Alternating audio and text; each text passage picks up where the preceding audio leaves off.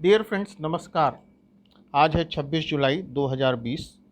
तो आइए बात करते हैं करंट अफेयर्स और ट्रेंडिंग टॉपिक्स की।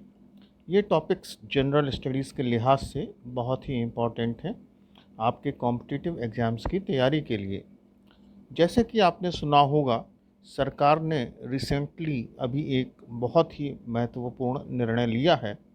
उस निर्णय के हिसाब से जो भी वेबसाइट्स हैं ई कॉमर्स वाली, वो प्रोडक्ट के साथ कंट्री ऑफ ओरिजिन का टैग भी लगाएंगी और साथ ही एक्सपायरी डेट्स भी बताएंगी। सरकार ने इस चीज़ को कंपनीज़ के लिए मैंडेटरी कर दिया है। मैंडेटरी मतलब हर कंपनी के लिए ये आवश्यक हो गया है। तो इस तरह का बदलाव किस एक्ट के अंतर्गत किया जाता है, ये क्वेश्चन आपके लिए बहुत ही इम्पोर्टेंट है। तो ये बदलाव कंज्यूमर एक्ट के अंतर्गत किए गए हैं। कंज्यूमर एक्ट तो बहुत पहले बना था, लेकिन रिसेंटली 2019 और 2020 में इसमें कुछ बदलाव किए गए।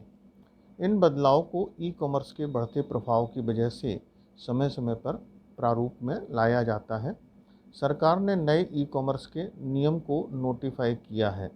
इनके अनुसार कंट्री का ओरिजिन लिखना अनिवार्य हो गया है। ये रूल कंज्यूमर एक्ट 2019 के अंतर्गत है। सभी ई टेलर्स को एक्सपायरी डेट भी लिखनी होगी। ई टेलर्स का मतलब होता है जो भी रिटेलिंग का बिजनेस आप ऑनलाइन प्लेटफॉर्म के द्वारा करते हैं, उसको ई टेलिंग कहा जाता है। दूसरा टॉपिक है India, United states, China, Russia, इनके आपसी रिलेशंस और संबंधों के ऊपर। इंडिया की स्ट्रेटजी इंटरनेशनल रिलेशंस के हिसाब से आने वाले समय में क्या होगी, यह एक बहुत बड़ा क्वेश्चन है। रिसेंटली हमारे फॉरेन मिनिस्टर ने एक स्टेटमेंट दिया। उसके बाद ये क्वेश्चन है कि आने वाले रिलेशंस किस दिशा में बढ़ेंगे। एक्चुअली जो वर्ल्ड है, वर्ल्ड अब बायलैटरल नहीं है और ना ही यूनिलैटरल है। ये मल्टीलैटरलिज्म की ओर से बढ़ रहा है और इसमें आप देखेंगे कि बदलते हुए प्रारूप में रीजनल कोलैबोरेशंस और ग्लोबल ग्रुपिंग में बहुत सारे बदलाव आएंगे। आपने कुछ ग्रुप्स के बारे में तो सुना होगा। ये ग्रुप्स है संघाई कॉरपोरेशन ऑर्गेनाइजेशन, जिसे हम SCO के नाम से जानते हैं। RIC, रशिया, इंडिया, चाइना इस ग्रुप के मेंबर्स हैं, जिसकी की मीटिंग रिसेंटली रूस में हुई थी। और ब्रिक्स, इंडिया ने अभी भी नॉन अलाइनमेंट को पूरी तरह से रिजेक्ट नहीं किया है और इंडिया का जो परसेप्शन है वो भी क्लियर है आने वाले भविष्य के बारे में। ऐसा भी कहा जा रहा है कि नॉन अलाइनमेंट जो है बीते हुए समय की बात हो गई है और अब जो है वर्ल्ड मल्टीपोलैरिटी की ओर बढ़ रहा है। इस बदलाव के साथ ही इंडिया को एक स्टैंड लेना होगा ग्लोबल इश्यूज़ के बारे में, जैसे कि global warming, growing conflict between US and China. अब इसमें क्वेश्चन ये उठता है, does reject non alignment in totality. क्या इंडिया नॉन अलाइनमेंट को पूरी तरह से रिजेक्ट कर दे? इसका आंसर आपको सोचकर लिखना आना चाहिए। India has never been part of any kind of aligned system. जैसा कि इतिहास गवाह है कि भारत कभी भी किसी अलाइंड सिस्टम का हिस्सा नहीं रहा। एक तरफ United states of America India को अपना पार्टनर बनाना चाहता है, जहां तक डिफेंस एक्सरसाइजेज हैं उनके साथ, और उसके साथ ही रूस भी इंडिया का बहुत बड़ा हेल्पिंग हैंड है। अब क्वेश्चन ये है कि इसमें इंडिया की अप्रोच किस तरह की हो।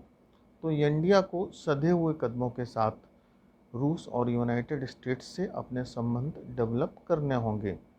इंडिया के दोनों ही सिग्निफिकेंट पार्टनर्स हैं। रूस से भी इंडिया को बहुत सारी डिफेंस रिलेटेड सहायता मिली है, ऐसा ही यूनाइटेड स्टेट्स ऑफ अमेरिका के साथ ही है।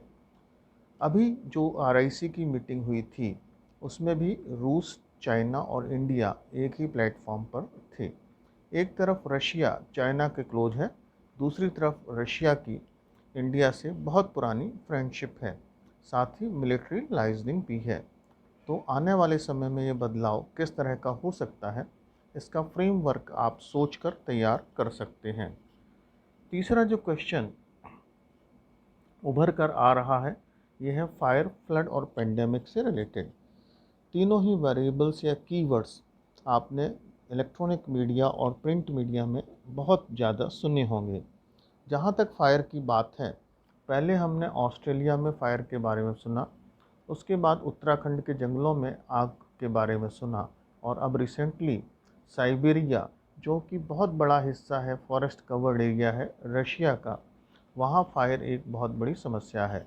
इस तरह की फायर के इंसिडेंसेस क्यों होते हैं और उनसे निजात किस तरह से पाई जाती है और उनका इम्पैक्ट क्या होता है, ये आपके लिए जानना बहुत ही ज़्यादा आवश्यक है। दूसरी जो प्रॉब्लम है, फ्लड की प्रॉब्लम। हर साल आप सुनते होंगे कि बिहार और आसाम में फ्लड से बहुत बड़ा डिवास्टेशन होता है या नुकसान होता है। आसाम में फ्लड से रिलेटेड प्रॉब्लम को डील करने की जिम्मेदारी Assam state disaster management authority या ASDMA की है। तो फ्लड से रिलेटेड प्रॉब्लम्स को किस तरह से ओवरकम किया जाए। ये प्रॉब्लम्स खाली इंडिया से रिलेटेड नहीं है, क्योंकि ये जो नदियां हैं, ब्रह्मपुत्र या कोसी नदियां दूसरे देशों से आती हैं, अतः ये एक चैलेंजिंग टास्क है। तीसरा टॉपिक जो कि बहुत ही ज़्यादा ट्रेंडिंग है, पेंडेमिक या एपिडेमिक। पेंडेमिक का कारण क्या है और पेंडेमिक से निपटने की स्ट्रेटजी क्या होनी चाहिए। अभी आपने बहुत सारी अप्रोचेस को सुना होगा, जैसे कि इससे पेंडेमिक के लिए सरकार ने हमें बहुत अच्छे सजेशंस दिए। सोशल डिस्टेंसिंग या अपना बचाव किस तरह से करें, और प्लाज्मा थेरेपी और सीरो थेरेपी आदि। इसके बाद एक टॉपिक है गैस लीक का। आपने हाल ही में तेलंगाना में गैस लीक के इंसिडेंट्स के बारे में सुना होगा।